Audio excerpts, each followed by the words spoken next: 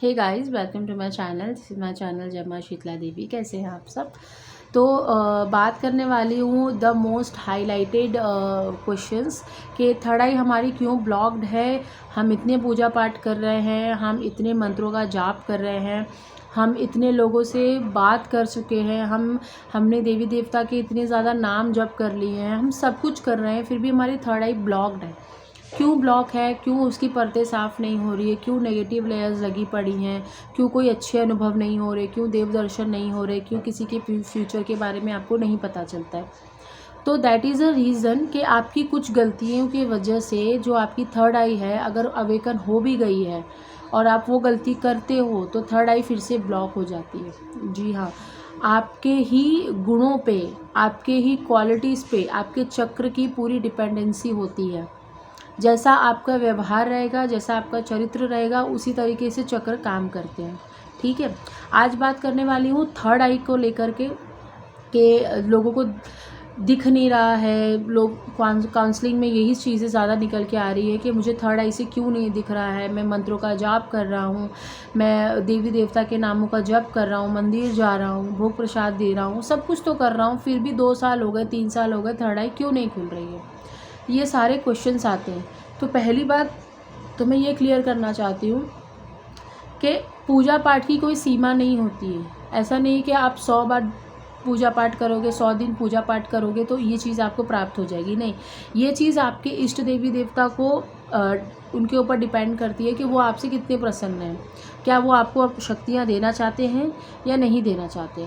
या फिर ये भी होता है कि आधी खुली है और आधी नहीं खुली है, मतलब सपने में चीज़ें तो दिखाई दे रही है लेकिन चीज़ें समझ में नहीं आ रही है। तो इसका क्या मतलब हो सकता है ना?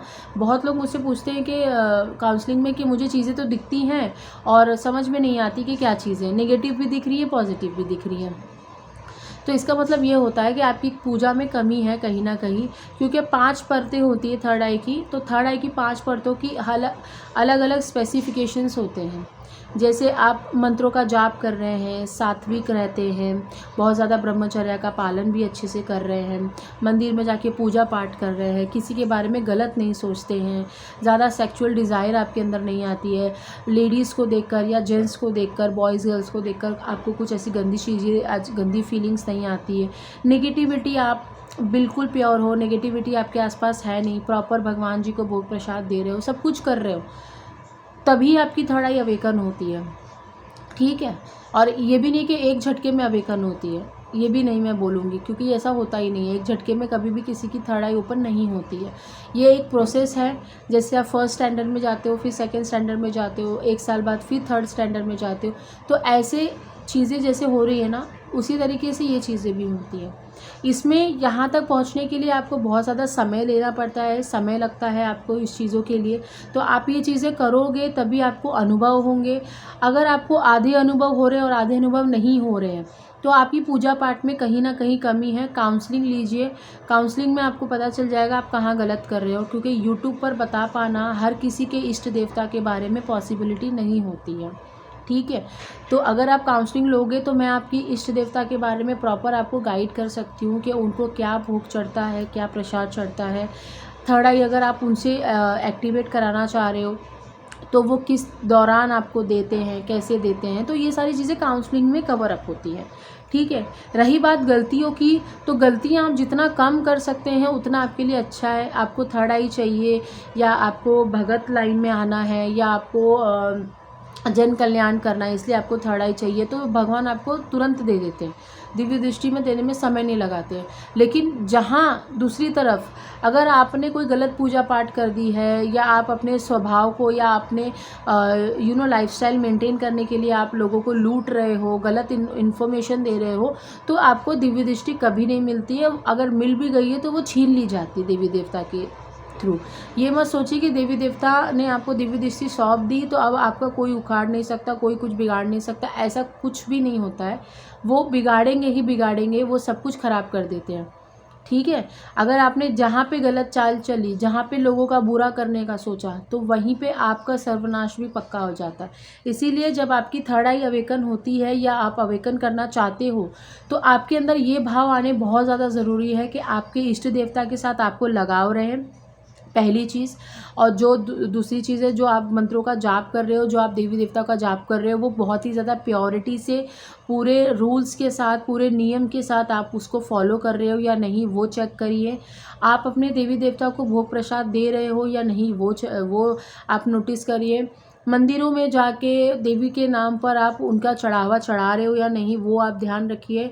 आपके आसपास कोई अगर सेवा के कोई सेवा चाहता है आपसे, जैसे कोई गरीब है, कोई जानवर है, कोई पक्षी है, कोई प्राणी है, कोई भी है, अगर वो आपकी सेवा चाहता है और आप उसकी सेवा कर रहे हो या नहीं, ये भी नोटिस करिएगा, ये भी बहुत ज़रूरी है। आपके घर में बहुत नार्सिसिस्ट लोग होंगे, बहुत ही परेशान करने वाली पब्लिक होगी, अंडरस्टूड, होती है चीज़ें, क्योंकि इतनी आसानी से ना आपको चीज़ें प्राप्त होंगी नहीं। आपके टेस्ट होंगे, टेस्ट होने के लिए आपको आसपास का वातावरण ऐसा बना दिया जाएगा कि आप वहाँ पे सांस नहीं ले पाओगे, लेकिन आप निकल लोगे अगर आपके भाव सच्चे हैं अपने देवी के लिए।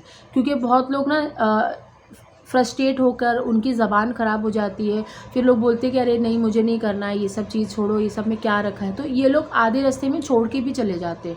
वो इसीलिए चले जाते हैं क्योंकि देवी देवता उनकी परीक्षा ले रहे होते हैं, इष्ट देवता उनकी परीक्षा लेते हैं कि क्या ये बंदा यहाँ तक पहुँचने लायक है, क्या हम इसे शक्ति दे देंगे तो चला पाएगा, क्या इसके अंदर इतनी सहनशीलता है कि वो अपने ही दम पर जो है सारी चीज़ों को देख सके, हैंडल कर सके। ये सारी चीज़ें वो देखते हैं, ठीक है।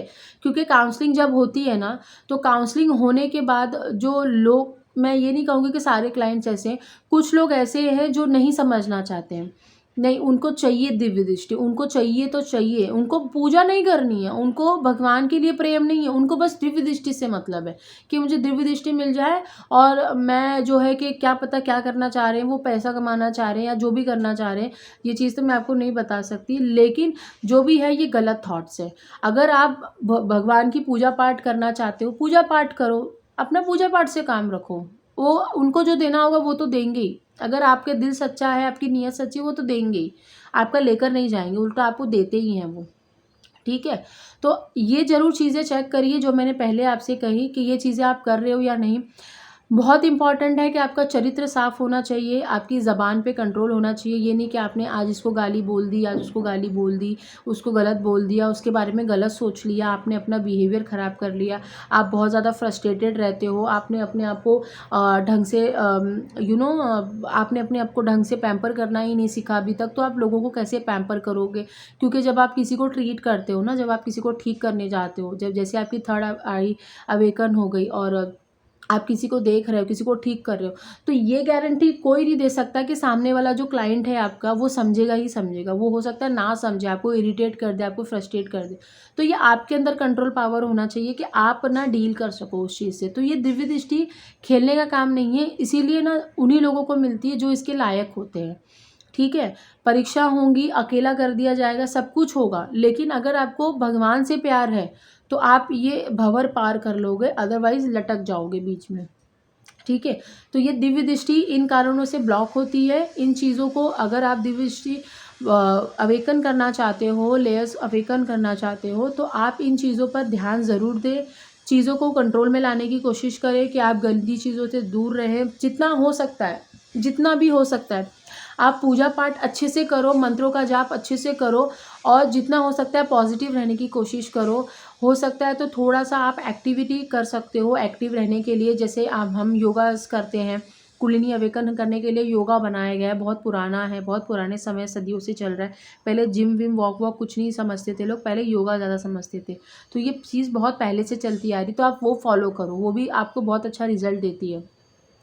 थर्ड आई अवेकन करने का एक सबसे अच्छा भाव है, वो है अपने देवी देवता के प्रति भाव रखना, उनसे प्रेम करना, उनकी पूजा पाठ में लगे रहना, उनकी सेवा में लगे रहना। तो ये चीज़ आप डेफ़िनेटली करिए, इससे आपको प्रभाव डेफ़िनेटली होते ही होते हैं, ऐसा नहीं है कि प्रभाव नहीं होंगे। और अगर आपको कुछ डाउट है, जैसे आप सब कुछ कर रहे हो फिर भी आपको इसके रिज़ल्ट नहीं मिल रहे हैं, कुछ नहीं हो पा रहा है, तो आप काउंसलिंग ले लीजिए, मैं काउंसलिंग में बता दूँगी। ये तभी होता है, सारी चीज़ अगर आपके अंदर है और सपने भी अच्छे आते हैं, बुरे भी आते हैं, तो डेफ़िनेटली वहाँ पे कोई नेगेटिविटी का वास है।